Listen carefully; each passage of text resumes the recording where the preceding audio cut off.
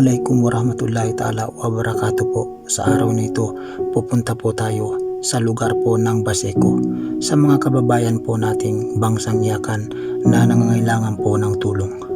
Bagamat ho, alam po namin sa Islam, bawal po ipakita ang mga ganitong alituntunin. Kung ikaw ay namigay, dapat hindi na po nalalaman ng iba. Pero kung sa ganitong paraan, para po makatulong kami at tayo'y magsama-sama at tayo'y magkakaisa, ito po ay gagawin po namin. Dahil alam namin ang paraan na ito lang yung makakatulong sa atin lahat para magising ang taong tulog, para magising ang taong hindi nabubuksan ng puso. So, sa ganitong paraan, ito yung paraan na alam namin. Kailan pa po tayo kikilos? Kailan pa po tayo magkakaisa? Pag ang taong tutulungan natin ay nakabulagta na, patay na sa gutom, saka po tayo action, kumbaga yung pakitang tao na lang. So wag ho. Ngayon pa lang, magkaisa tayo at aksyonan na natin.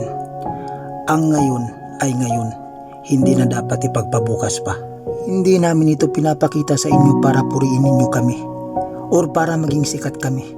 Pinapakita namin ito sa inyo para malaman ninyo madaming nangangailangan ng tulong sa mundong ito. Madaming nagugutom, madaming kapuspalad.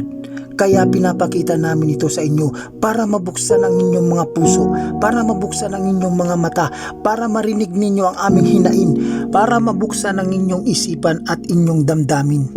At para maisip ninyo may mas mahalaga sa pera ang sangkatauhan.